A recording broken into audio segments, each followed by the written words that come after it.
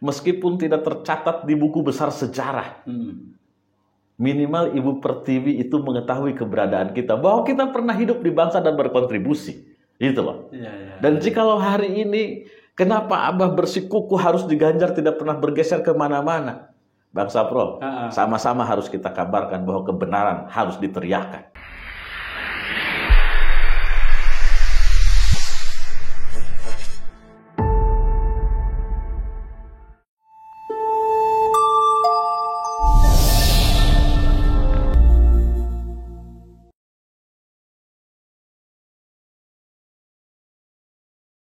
Assalamualaikum warahmatullahi wabarakatuh. Selamat datang kembali di Bagus Podcast. Pilpres Pemilu 2024 semakin mendekat dan sudah jelas hari ini ada 3 pasangan calon yang sudah mendaftar ke KPU RI. Maka tamu hari ini di Bagus Podcast, kami mengundang kembali salah satu tokoh penggerak yang konsisten menyuarakan 2024 Ganjar Pranowo Presiden. Sudah hadir di studio mini Bagus Podcast. Ini edisi kedua nih. Kita undang lagi ada Abah Elang Mangkubumi. Assalamualaikum, Mbah. Waalaikumsalam warahmatullahi wabarakatuh. Kayaknya lelah sekali hari ini. Sehat Bang Sapro? Alhamdulillah. Putih sekarang kemudian. Tapi bukan golput, Mbah. Bukan golput ya. Ini putih menandakan bahwa anak muda Indonesia punya harapan. Punya harapan, baik. Ini kayaknya lelah sekali Abahnya. Enggak. Kemeja Abah berwarna hijau apa ini ya? Hijau kekinian. Hijau kekinian. Ini melambangkan secara tidak langsung bahwa kami dan Pak Ganjar baik-baik saja. Asik. Di tengah isu yang bukan lagi isu hari ini ya. Sudah menjadi kenyataan di mana satu tubuh kami ternyata menjadi duri. Oke. Gitu loh. Tapi begitu duri tersebut dicabut, ya kalau kata orang lukanya tidak akan bisa hilang. Tapi ternyata luka itu cepat menghilang di tubuh kami.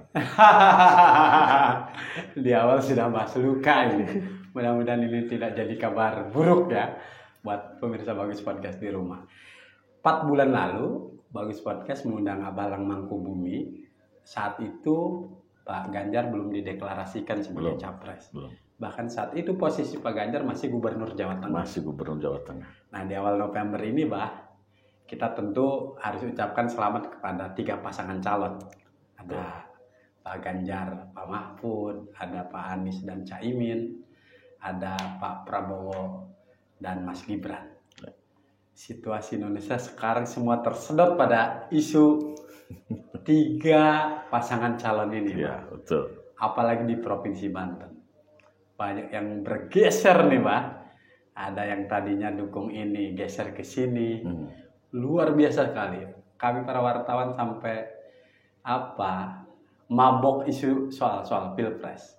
Tapi Sapro ingin awali karena beliau Abah Elang Mangkubumi ini sebagai Dewan Pembina Ganjar untuk semua ya, Bah? Ganjar untuk semua. Ganjar untuk semua.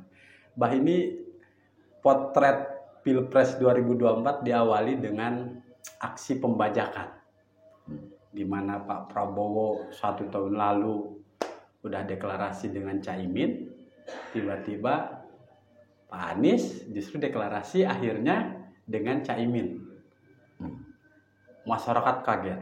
Kok bisa Caimin yang koalisinya dengan Pak Prabowo dengan Gerindra justru akhirnya deklarasinya dengan Pak Anies. Lalu berikutnya teka-teki ketika Pak Ganjar deklarasi. Ya. Ternyata mengejutkan lagi. Justru pendamping Pak Ganjar adalah bakal calon pendamping Pak Jokowi di 2019 yang nggak jadi. Ya. Profesor Mahfud MD. Terkejut lagi masyarakat Banten. Masyarakat Indonesia pada umumnya. Nah, puncaknya tentu di deklarasi Pak Prabowo. Akhirnya deklarasi Pak Prabowo dengan sang putra mahkota. Yang menarik adalah di luar dari huru-hara yang sampai saat ini belum selesai soal MK yang membolehkan akhirnya Mas Gibran bisa mendaftar sebagai cawapres.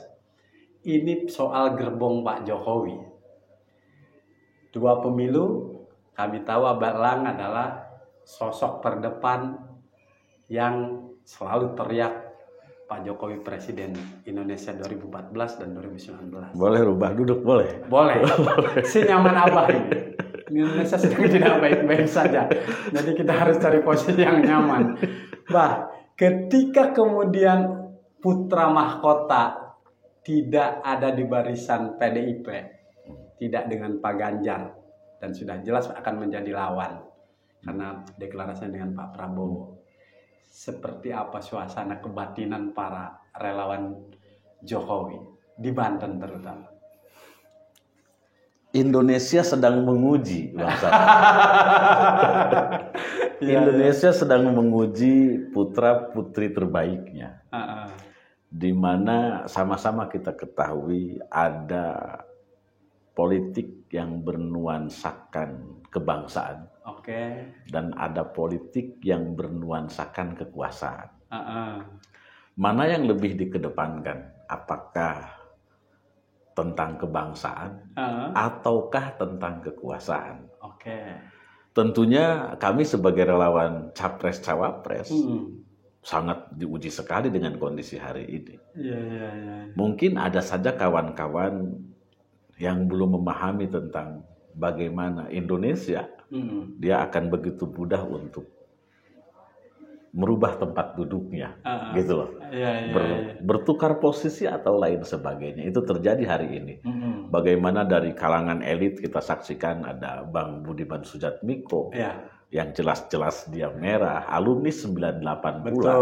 Dia langsung hijrah dan mendeklarasikan dukungan untuk pemenangan Pak Prabowo yang pada waktu itu belum ada cawapres loh. Belum ada cawapres, masih isu-isu saja. Ada Bang Erick Thohir, ada Bang RK dan lain sebagainya. Meskipun waktu itu putra presiden kalau Abah sebut ya, Abah tidak menyebut Mas Gibran sebagai anak muda, karena menurut Abah banyak anak muda juga yang potensi, yang mungkin bisa punya peranan, bahkan menjadi juara internasional dari sains, matematik dan lain sebagainya. Makanya Abah sebut Mas Gibran adalah putra presiden. Itu beda halnya dengan anak muda. Gitu kan? Dari berkarir yang kita tahu juga, dan kondisi daripada ketiga capres-cawapres pun kita sama-sama mengetahui ya. Mas Anies punya riwayat menjabat sebagai menteri, dan dia pun pernah menjabat sebagai gubernur di DKI. Terus pasangannya Cak Muhaimin Iskandar ya. Kita pun tidak ragukan lagi bahwa dia sebagai ketua umum partai. Terlepas apapun itu kontroversi di dalamnya. Ada lagi Pak Ganjar yang tidak harus kita ragukan. Dia pernah menjadi legislatif, pernah juga menjadi eksekutif, bahkan sama-sama 2 periode, dan memiliki wakil yang sama-sama kita ketahui pendekar hukum di Indonesia, Prof. Mahfud MD ya. Siapa yang meragukan beliau? Apapun itu alasannya kan begitu. Dan yang ketiga ada Pak Prabowo Subianto yang ini mungkin tidak asing lagi di telinga kita. Gitu kan? Karena kerap kali menjadi lawan Abah secara dari beberapa kontestasi pemilu dari tahun 2014, 2019 yang pada waktu itu posisi Abah tegak lurus di Pak Jokowi, gitu kan? Tegak lurus di Pak Jokowi, lawannya ialah Pak Prabowo, gitu Bang Salmo. Begitu di tahun ini, kenapa Abah harus memutuskan mendukung Pak Ganjar dengan Prof. Mahfud? Bahkan jauh sebelum ada cawapresnya, Abah sudah mendeklarasikan Pak Ganjar. 3 pasang calon itu sudah mengemukakan pendapatnya masing-masing di awal sebelum ada cawapres. Pak Anies Baswedan dia berbicara tentang perubahan. Pak Prabowo berbicara tentang kemajuan. Oke. Sehingga koalisinya namanya Koalisi Perubahan yang satu, yang satu Koalisi Indonesia Maju. Betul. Gitu kan? Yang menarik dari Pak Ganjar mengusung tentang sebuah kerukunan agar tetap berdaulat bangsa dan negara yang kita cintai. Oke. Maka menurut Abah orang kampung nih yang tidak punya pengalaman di tingkat elit, Abah berpikir dengan kawan-kawan yang waktu itu kita diskusi, bagaimana mungkin kita akan maju, bagaimana mungkin kita bisa merubah segala sesuatu, dan apa pula yang mau dirubah serta apa yang mau dimajukan jikalau kita tidak pernah bersatu dalam sebuah kedaulatan negara kesatuan Republik Indonesia.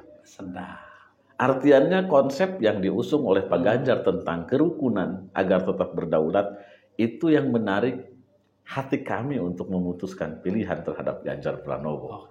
Bukan lagi sosok Ganjar yang diusung oleh PDI, bukan. Karena Abah bukan PDI, bukan anggota partai. Betul. Bukan kader partai gitu kan. Dan tidak punya riwayat. Bahkan di saat Abah mengusung Pak Jokowi pun, posisi Abah waktu itu sebagai Dewan Penasehat Partai Golkar. Bukan kader PDI juga. Jadi Abah dengan Ganjar bukan karena kita diam pada satu partai. Gitu loh. Ada sebuah harapan yang bisa kami cantolkan pada pundaknya Pak Ganjar. Harapan tersebut agar kebinekaan ini tidak pernah bisa putus, tidak tercerai-berai dengan kepentingan-kepentingan para penguasa dan pengusaha itu tentunya. Sapro masih harus mendapatkan jawaban dari Abah. Soal nuansa kebatinan para relawan Jokowi di Banten gimana nih, Pak? Setelah Pak Prabowo akhirnya dengan putra Pak Jokowi. Abah tidak ambil pusing dengan semua itu. Abah tidak ambil pusing. Karena kabar-kabar ini kan sudah terbangun dari 2-3 bulan yang lalu. Bagaimana Mas Gibran dipasang-pasangkan selalu dengan Pak Prabowo. Meskipun Mas Gibrannya sendiri menolak, saya masih kader PDIP, saya akan menuntaskan masa jabatan saya sebagai wali kota. Bahkan sampai hari ini masih kader PDIP. Bahkan sampai hari ini beliau belum mengembalikan KTA. Betul. Dan belum secara khusus menyatakan keluar daripada PDIP. Maka itu bukan ranah Abah untuk menanggapi gitu loh. Kalau berbicara tentang relawan Pak Jokowi di 2014-2019 yang ada di Banten hari ini, menyikapi 2024, Abah pun tidak ambil pusing dengan mereka. Tidak ambil pusing. Kenapa begitu? Abah berpikir bahwa mereka punya satu keinginan untuk bagaimana memakmurkan bangsa. Begitupun dengan Abah hari ini, bagaimana memiliki sebuah harapan untuk memakmurkan bangsa, mensejahterakan bangsanya sendiri. Mari kita beradu gagasan, mari kita beradu sistem, mari kita berlakukan pemilu hari ini menjadi pemilu yang membahagiakan. Gitu loh. Karena kita sudah capek dengan keributan di sebuah kelas. Padahal jagoan Abah 2 periode jadi presiden. 2 periode jadi presiden. Tapi Sapro harus mengkonfirmasi ini. Bagaimana relawan di Banten pecah kongsi kan? Apa masih satu barisan dengan Abah untuk 2024 kita di Ganjar? Sebagian ada yang ikut dengan Abah. Sebagiannya mungkin, atau mungkin lebih banyak di pihak mereka. Tegak lurus dengan Pak Jokowi. Tegak lurus dengan Pak Jokowi. Karena kan kita tahu branding balihonya Mas Gibran dari ujung ke ujung, kita tahu. Dan itu hanya 2 minggu loh. 2 minggu sebelum pemutusan sebagai cawapres. Kita kan berpikir ini baliho ini bisa sampai di tiap pojok kecamatan. Itu ada. Dan mungkin juga di semua provinsi. Mungkin di semua provinsi. Makanya Abah berpendapat bahwa mungkin kawan-kawan yang kemarin hari ini ada di Prabowo dan Mas Gibran. Sampai ada yang berbicara ke Abah, seorang tokoh juga, Abah, kenapa Abah tidak ikut dengan kami bersama-sama di Mas Gibran, bersama-sama kita mendukung Prabowo. Abah sampaikan terhadap kawan-kawan, Abah bingung membangun narasinya. Tapi Bah, ini berbeda dengan adanya anaknya Pak Presiden, adanya beliau itu anak muda yang berprestasi, Bah. Abah sampaikan ke beliau, Abah bukan melihat sisi yang itu.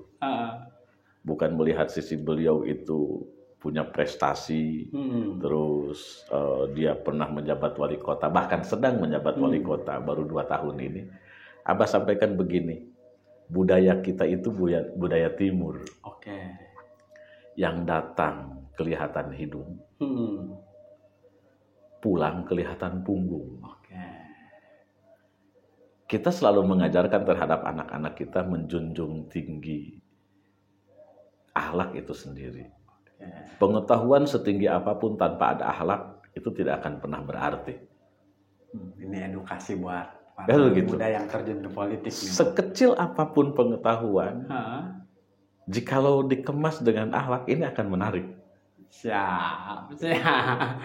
Kalau dipresentasikan, Mbak, relawan Jokowi di Banten, apakah 50% tetap bersama Abah 2024 di Ganjar, atau 50%-nya geser ke Prabowo, atau 60-40? Dengan melihat sebaran baliho Pak Prabowo dengan Mas Gibran hari ini, Abah percaya mungkin bisa 60-70% yang geser ke sana. Tetapi Bang Sapro harus kita ingat juga, harus kita yakini juga, bahwa Indonesia itu punya cara tersendiri bagaimana menyelamatkan dirinya.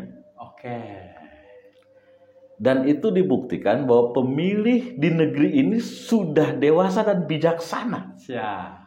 Mana yang lebih mengakomodir kepentingan rakyatnya sendiri. Ini pun harus kita hitung. Jadi bukan karena dari 270 juta penduduk Indonesia, 38 provinsi, 514 kota kabupaten, dengan Pak Presiden lalu putranya itu mencalonkan, ini sontak semua akan dimenangkan oleh mereka. Tidak begitu juga. Bangsa ini ikut andil, ikut peran dalam menentukan nasibnya sendiri. Tuhan punya cara tersendiri untuk menyelamatkan bangsa itu. Tuhan punya cara tersendiri. Tapi secara pribadi, Pak, 4 bulan lalu kita bincang di sini dengan Abah sampai tinggalkan Golkar demi Ganjar. Ketika saat itu, Sapro juga memahaminya bahwa Pak Jokowi akan juga mendukung Pak Ganjar saat 4 bulan yang lalu. Tapi ketika saat ini dengan putra presidennya bersama Pak Prabowo, Abah kurang apa memperjuangkan Ganjar dari 4 bulan lalu sampai hari ini? Secara pribadi kecewa nggak, Mbak? Karena wartawan kan memotretnya barisan pendukung atau relawan Pak Jokowi kenapa kecewa, yang bertahan tetap mendukung Ganjar adalah proses Mas Gibran melenggang jadi cawapres Pak Prabowo-nya dinilai curang lewat legitimasi MK dan yang lain-lain. Secara pribadi, Pak? Jadi Abah sampaikan begini ke kawan-kawan, kekecewaan kita hari ini tidak akan pernah memiliki arti apapun. Karena sistem bukan punya kita.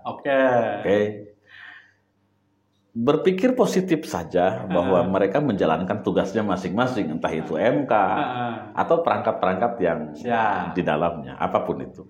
Hanya saja Abah pertanyakan begini, di saat Abah berbicara dengan para kiai, para ulama, ustadz, Abah sampaikan begini, bisa tidak Allah Subhanahu wa Ta'ala, Tuhan yang Maha Esa, mengangkat Sayyidina Muhammad Rasulullah SAW menjadi nabi dan rasul pada usia yang sama, yaitu usia 25 tahun. Kata jawaban kawan Abah, sangat bisa. Karena Allah punya kuasa. Lalu kenapa Allah menjadikan nabi kita Muhammad Rasulullah SAW menjadi nabi di usia 25 tahun dan menjadi rasul di usia 40 tahun? Ada rentan waktu 15 tahun. Simpelnya Abah memahami tentang 15 tahun tersebut dengan Abah yang bodoh, kekurang pengetahuan tentang agama. Abah hanya berpikir Allah sedang mengajarkan tentang bagaimana kedewasaan itu terjadi, agar pengambilan semua keputusan-keputusan itu dilakukan dengan kebijaksanaan. Hingga dia menciptakan sebuah solusi bagi semua permasalahan yang ada pada waktu itu. Dan terbukti Rasul kita Muhammad SAW menjadi solusi pemecah kebuntuan bukan hanya untuk masyarakat Muslim, tapi untuk masyarakat agama yang lainnya juga. Kenapa bisa seperti itu? Karena kematangan Allah tempa dari usia 25 sampai dengan usia 40 tahun, 15 tahun Bang Sapro. Ada proses. Bukan tanpa proses. Sama halnya seperti Allah menciptakan alam semesta ini, bukan berarti tidak bisa dalam satu waktu. Lalu kenapa Allah membutuhkan 7 waktu untuk menciptakan jutaan bahkan miliaran galaksi? Ada sebuah proses yang harus dilalui. Yang sama-sama mencintai bangsa itu butuh proses. Dulu Abah pun mencintai bangsa itu tidak segampang hari ini. Apa itu Indonesia? Itu kan negeri yang kaya, tetapi rakyatnya melarat. Ini relawan Pak Jokowi nih, kalau udah gitu loh. Dulu Sapro menangkap aura kekecewaan yang sangat dalam dari Abah ini. Oh iya Bang Sapro. Dan itu manusiawi. Terus begini loh. Selama katakan 2019 saja, berarti sudah berjalan 4 tahun ke sini. Apa yang Abah dapatkan? Tidak mendapatkan apapun. Artinya tidak ada tawar-menawar dalam sebuah dukungan. Abah ikhlas berbuat untuk bangsa dan negara. Meskipun tidak tercatat di buku besar sejarah. Minimal Ibu Pertiwi itu mengetahui keberadaan kita, bahwa kita pernah hidup di bangsa dan berkontribusi. Gitu loh. Dan jikalau hari ini, kenapa Abah bersikukuh harus diganjar, tidak pernah bergeser kemana-mana? Bang Sapro, sama-sama harus kita kabarkan bahwa kebenaran harus diteriakkan. Ini hal yang penting, lebih penting daripada sebuah pemenangan. Menang dan kalah dalam sebuah pemilu, dalam sebuah pertandingan, ya memang itu wajibnya begitu. Tapi di saat pemenangan itu akan merusak tatanan, ya lebih baik jangan. Gitu kan? Dan sepertinya baru kali ini ada ayahnya masih menjabat sebagai presiden, anaknya dicalonkan menjadi salah satu wakil presiden dari zaman Soekarno, dari zaman Soeharto, Abdurrahman Wahid, Susilo Bambang Yudhoyono, sampai Ibu Megawati Soekarno Putri.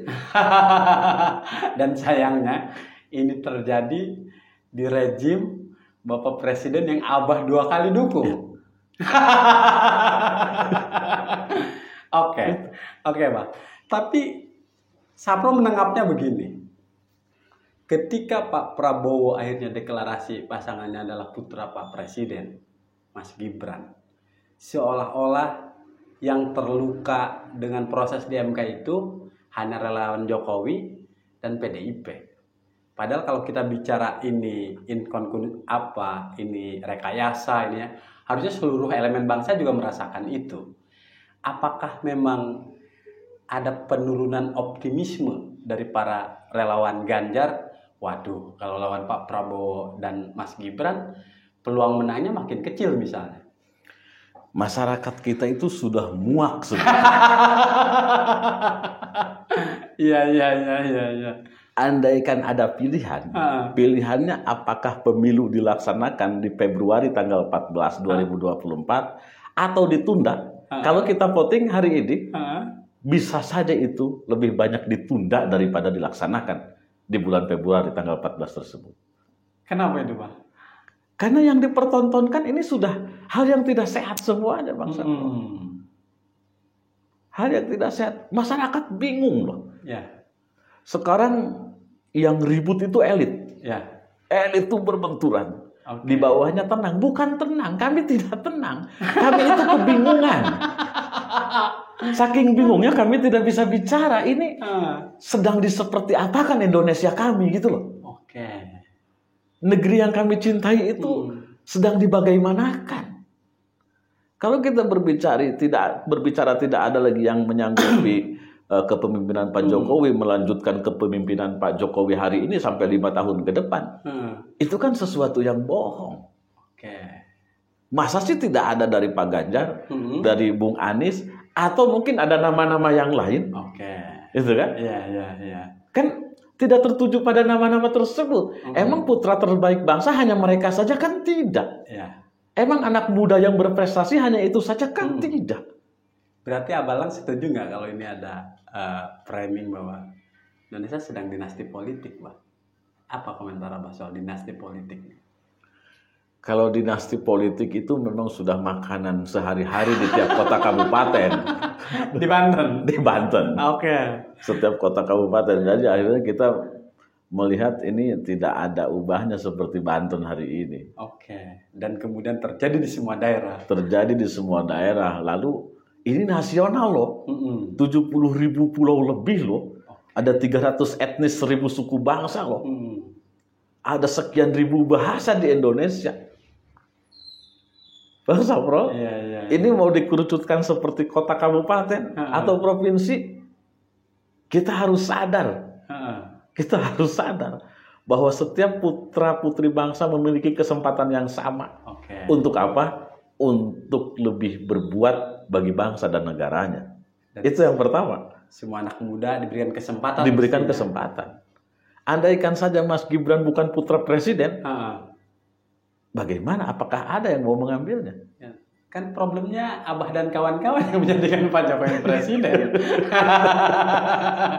Tapi di sini saya ingin perdalam. Situasi politik nasional hari ini, para relawan Jokowi terkesan, kami para wartawan menangkapnya sedang sibuk menyerang apa yang menjadi pilihan kebijakan Pak Jokowi dengan merestui anaknya menjadi cawapres Pak Prabowo. Tapi orang-orang yang dulu memaki-maki Pak Jokowi sekarang membela mati-matian Pak Jokowi dari serangan-serangan itu. Mereka lebih Jokowi dari para relawan Jokowi. Betul. Sebel nggak sih Abang lihat situasi ini? Biasa aja Bang. Biasa aja ya? Biasa saja. Karena memang ada kawan sejati dan ada kawan meja makan. Oke, kawan sejati dan kawan meja makan. Kalau kawan sejati dia berbicara tentang kita sebuah ideologi dan konsep yang sama untuk memajukan bangsa dan negara agar Indonesia menjadi salah satu cenderamata dunia dapat dibanggakan oleh kita semua, kita akan tetap membela merah putih dalam kondisi seperti apapun. Kan dari semua ketiga pasangan itu punya visi misi. Visi misi mungkin hari ini belum dibukakan, tapi sudah terbangun komunikasi tentang bagaimana merumuskan agar Indonesia ke depan. Betul. Dengan dalil-dalil mereka, kan begitu. Kebetulan Abah berbicara dengan kawan-kawan di Pak Anies, kawan-kawan di Prabowo, dan kawan-kawan dari Pak Ganjar sendiri. Ya Abah menangkap bahwa lebih realistis Abah diam di Pak Ganjar dalam hal ini. Meskipun resikonya Abah ditinggalkan oleh semua sahabat di Banten. Dan itu nggak menurunkan optimisme Abah? Enggak. Abah selalu yakin dan percaya. Selalu yakin dan percaya bahwa Allah akan memberikan kemenangan pada orang yang pantas. Pada orang yang pantas. Ya, setiap masa ada orangnya dan setiap orang ada masanya. Subhanallah. Kita banyak kuat hari ini. Tapi selain yang tadi, yang kami para wartawan memotret, kok ini yang dulu maki-maki Jokowi sekarang lebih Jokowi dari para lawan Jokowi. Ada lagi yang kami potret bahwa para kandidat lain merasa paling membela Palestina. Apalagi karena situasi sekarang kan lagi di Gaza lagi luar biasa penyerangan Israel ke jalur Gaza. Padahal Pak Ganjar sudah beberapa bulan lalu dia berkomitmen, dia siap dibully sampai Piala Dunia gagal di Indonesia saat itu karena dia menolak Israel menjadi kontestan atau peserta Piala Dunia yang diselenggarakan di Indonesia. Indonesia batal jadi tuan rumah. Harusnya tidak ada yang lebih Palestina daripada Pak Ganjar. Harusnya demikian. Harusnya. Tapi sekarang kebolak-balik lagi nih. Meskipun Piala Dunia U17 10 November mulai di Gelora Bung Karno nanti pembukaannya. Abah melihat apakah memang situasi politik bisa sedemikian berubah? Mestinya kan ini menjadi keuntungan buat Pak Ganjar. Ketika ternyata benar langkah Pak Ganjar menolak Israel sehingga Piala Dunia dibatalkan di Indonesia U23 kalau tidak salah. Dan kemudian sekarang kejadian. Jadi begini Bang Sapro, politik itu kan penuh dengan syarat-syarat kepentingan. Oke. Kepentingan satu dan golongan yang lainnya. Jadi di saat Pak Ganjar meneriakan menolak tim sepak bola Israel untuk bertanding di Indonesia sekalipun, itu ternyata tidak mendapatkan respon yang begitu bagus. Betul. Yang padahal hari ini sama-sama kita ketahui Save Palestine katanya begitu. Ya, semua para tokoh politik. Semua para tokoh politik berbicara Save Palestine atau Free Palestine atau apalah itu bahasanya. Kami tidak menjadikan Palestina sebagai salah satu jalan politik kami memang. Nah, itu yang saya ingin dapat jawaban dari kami apa? tidak menjadikan itu. Kenapa? Karena kami tidak mau politik identitas disebut oleh orang lain, kami gunakan itu. Kami ingin biasa-biasa saja. Kami tidak mau berbicara bohong. Kami tidak mau mengadu domba. Kami tidak mau membuat keributan. Kami mau Indonesia baik-baik saja. Terlepas dari perbedaan pilihan, terlepas daripada sikap Pak Presiden hari ini, kami cukup mengapresiasi 9 tahun Pak Jokowi memimpin bangsa ini. Kami cukup bangga memiliki beliau. Meskipun akan berakhir seperti apa yang sama-sama kita ketahui, itu harus kita pisahkan dong. Kita harus apresiasi dong kinerja Pak Jokowi, keberhasilan beliau kita harus apresiasi. Bahwa kita selama ini tidak salah memilih seseorang. Adapun arah politik berbeda menjelang masa akhir, ya ini kembali terhadap Pak Presiden, ini urusan Bapak. Kalaupun Pak Jokowi akan menjadi lawan kami, mari kita adu gagasan kembali. Bagaimana cara membangun Indonesia yang lebih baik setelah dibaikan hari ini, kan begitu? Kalau menurut Abah salah, nggak ada yang salah. Silakan mau Pak Jokowinya, mau Mas Gibrannya, mau siapapun.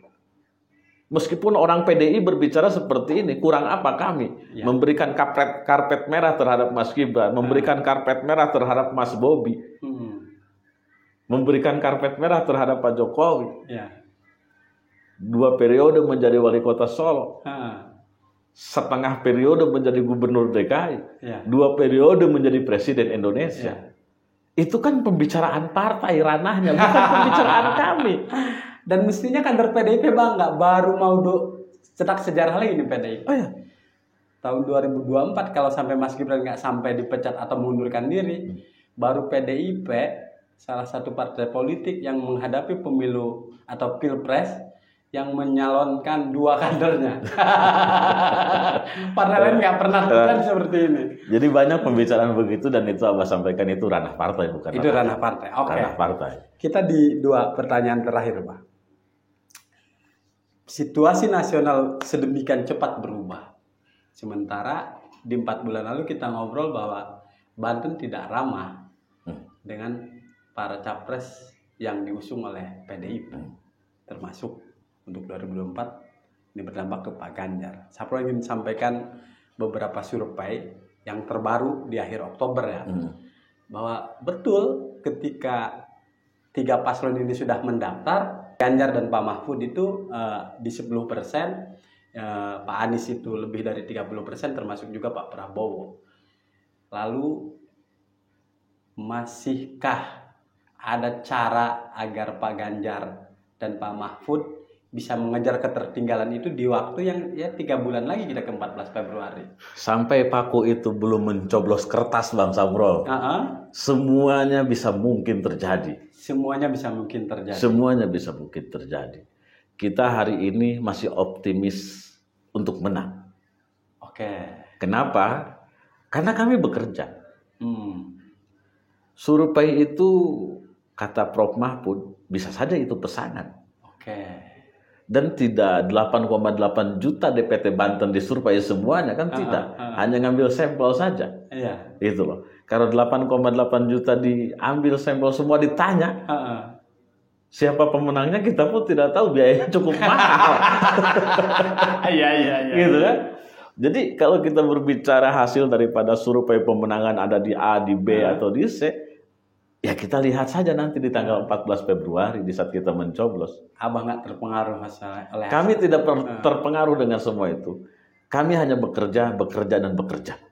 Kami tidak pernah peduli cara apa yang dilakukan oleh kawan-kawan sebelah. Kami tidak pernah mempedulikan itu. Kami tidak pernah peduli dengan isu-isu yang diangkat oleh kawan sebelah. Bahkan dengan situasi, suasana politik hari ini, kami tidak pernah peduli dengan semua itu. Karena itu bukan urusan kami. Itu urusan elit politik. Siap. Gitu loh. Siap. Oke Pak, ini pertanyaan pamungkas. Per hari ini, para jurnalis di Banten memotretnya, kok ini para relawan Ganjar hanya menganggap pesaing beratnya adalah Prabowo Gibran. Padahal di sana ada Pak Anies dan Caimin. Sampai situasi nasional sekarang rame-rame ini, semua teriak bahwa ini prosesnya curang. Ketika Mas Gibran sampai lolos karena ada pamannya di MK dan yang lain-lain. Sedemikian takutkah relawan Ganjar menghadapi Prabowo Gibran dan plus Pak Jokowi di sana? Tidak seperti itu Bang Safrol. Oke. Itu kan hanya segelintir orang yang berbicara itu. Pada prinsipnya semua lawan daripada Pak Ganjar itu kami hitung. Oke. Pak Anies dengan prestasinya, Cak Imin dengan ketum PKB-nya yang mewakili masyarakat NU mungkin ya. Dan di Banten ya banyak juga masyarakat NU. Gitu. Bahkan termasuk Abah salah satunya. Nah dia gitu kan. Pak Prabowo dengan Mas Gibran banyak juga pengikutnya di Banten. Ganjar dengan Mahfud ya banyak juga di Banten. Jadi kalau kami berbicara itu takut dengan Pak Prabowo itu hoax namanya. Iya. Itu hoax. Justru kami itu di saat gunjang-ganjing siapa cawapresnya, apakah Pak Erick Thohir, apakah Ridwan Kamil, ataukah Mas Gibran, kami itu coba saja kalau ini Mas Gibran yang menjadi cawapres, ini seru nih. Iya. Ini seru. Kita beradu strategi, beradu taktik dengan tidak mengakali masyarakat, membodohi masyarakat dengan apalah itu disebutnya. Mari kita ciptakan politik yang sehat. Kita berikan contoh terhadap masyarakat bahwa kita sebagai tokoh-tokoh ini tidak memberikan politik-politik yang jelek. Mari kita rangkul bersama-sama. Ketegangan, kepanasan itu harus menjadi dingin di akhir kemudian. Gitu loh. Sejuk kita kalau udah dengar gitu. Jadi bukan, waduh ini Pak Prabowo dengan Mas Gibran lawan yang kuat. Semuanya kuat Bang Safrol. Semuanya kuat. Karena kita belum tahu Ibu Pertiwi berpihak terhadap siapa. Kalau gitu. Permasalahannya pernahkah kita bertanya terhadap Ibu Pertiwi sendiri? Ibu menginginkan siapa yang menjadi presiden dan wakil presiden? Tidak ada orang yang bertanya ke situ. Mari kita bertanya terhadap Tuhan dengan istikharah, dengan cara apapun umat beragama. Mari kita bertanya mana yang sebaik-baiknya untuk pemimpin bangsa hari ini. Jangan hanya tergerus dengan isu-isu murahan itu. Asik. Paling terakhir nih, di kubu Pak Anies dan Caimin, di kubu Pak Ganjar dan Pak Mahfud, kami membacanya dari semua terjadi yang di nasional. Wah, ini kita bukan lawan Prabowo Gibran semata, tapi ini melawan kekuasaan. Problem kami ketika kader-kader PDIP dan relawan Ganjar teriak itu, kami ingin mengingatkan sebagai para jurnalis, bukankah PDIP juga partai penguasa? Ada komentar soal itu? Jadi kalau bicara kita melawan kekuasaan hari ini, mana sih yang tidak berkuasa? Makanya Abah sampaikan barusan, jangan tergerus dengan isu tersebut. Setiap peserta pemilu, semuanya mengharapkan kekuasaan. Ujung-ujungnya itu. Partai mana yang tidak mau berkuasa? Karena hanya dengan berkuasa dia bisa memberikan kebijakan-kebijakan.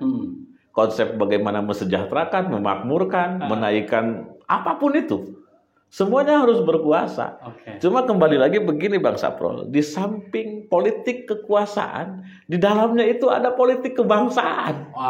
Bagaimana kita memadukan antara kekuasaan agar tidak pernah menghilangkan nilai-nilai berbangsa dan bernegaranya. Kita jangan lupa diri kita itu orang Timur. Orang Timur itu lebih mengedepankan etika. Lebih mengedepankan musyawarah, lebih mengedepankan gotong royong, gitu loh. Lebih mengedepankan saling mengingatkan satu sama lain, bukan berperang demi sebuah kekuasaan, Itu konyol, kita sudah hilang. Jangan lihat bagaimana Amerika hari ini. Jangan lihat bagaimana Jerman hari ini. Jangan lihat bagaimana Rusia hari ini. Bagaimana negara-negara yang lain. Jangan lihat itu. Kita Indonesia. Kita pernah disatukan oleh Sudirman berperang. Kita pernah disatukan oleh Malahayati. Kita pernah disatukan oleh Maulana Hasanuddin Banten. Kita punya pahlawan-pahlawan yang hebat tanpa sekolah mereka. Tapi mereka sudah melahirkan sesuatu yang baik untuk bangsa dan negara sampai hari ini kita rasakan. Andai kita tidak mengindahkan apa yang sudah dilakukan oleh para pahlawan kita dahulu, jati diri bangsa yang hilang. Pertarungannya itu. Iya. Sekarang tanyakan terhadap diri kita, apakah saya masih Indonesia? Kalau kamu masih Indonesia, kamu harus sungkem. Kalau kamu masih Indonesia, kamu harus menghormati yang tua. Ngantri lo. Siap. Kita harapkan meskipun Sapro percaya bahwa kekuasaan itu candu, Pak. Tapi kita berharap pasca 14 Februari semua pendukung paslon semuanya tetap menjadi anak bangsa Indonesia. Masih banyak sebenarnya yang pengen, tapi durasi kita sudah diingatkan ini oleh Siap. Nanti kita akan undang lagi. Siap, Bang Sapro. Kita ingin para tokoh relawan Jokowi, relawan Ganjar, relawan Prabowo, relawan Anies bisa satu forum sehingga kita bisa membangun adu gagasan yang menyehatkan dan edukatif. Ucapan terakhir Abah boleh, Bang Sapro? Silakan, Pak. Khusus untuk semua kontestan. Pak Prabowo dengan Mas Gibran, Pak Ganjar dengan Pak Prof Mahfud, Pak Anies dengan Cak Imin. Semoga semuanya diberikan kesehatan lahir dan batin.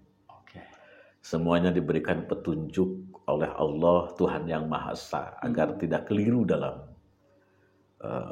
membangun jalan-jalan politiknya. Dan andai siapapun yang terpilih nanti selalu terjaga dalam sebuah hidayah-hidayah yang Allah berikan agar tidak tersesat dalam menentukan nasib bangsa ke depannya. Amin. Siapapun nanti yang terpilih secara pribadi, Abah titip Indonesia. Jadikan Indonesia seperti Indonesia yang sama-sama kita cintai, sama-sama kita harapkan. Menjadi Indonesia yang gemah ripah loh jenawi, murah sandang, murah pangan, agar tidak ada kalimat-kalimat miring calon presiden duduk di kursi dan di meja makan yang mewah, sementara kita sedang susah beras, kita sedang kesusahan pangan yang lain. Sarang sedang bergejolak, tidak pernah selesai. Nah itu yang harus dikedepankan. Nilai-nilai kemanusiaan yang dirangkum dalam sebuah kerukunan agar tetap berdaulat, itu harus dikedepankan. Subhanallah. Hatur nuhun, Mbak. Siap, Bang Sapro. Sudah luar biasa. Banyak kuat kita hari ini. Di penghujung, politik pasti gaduh dan harus gaduh. Meskipun kita berharap bahwa kegaduhan ini tidak sampai membuat ketidakadilan semakin merajalela di Republik ini. Terima kasih Sobat Bagus. Kita akan undang lagi para tokoh relawan capres-cawapres berikutnya di studio Mini Bagus Podcast. Assalamualaikum warahmatullahi wabarakatuh.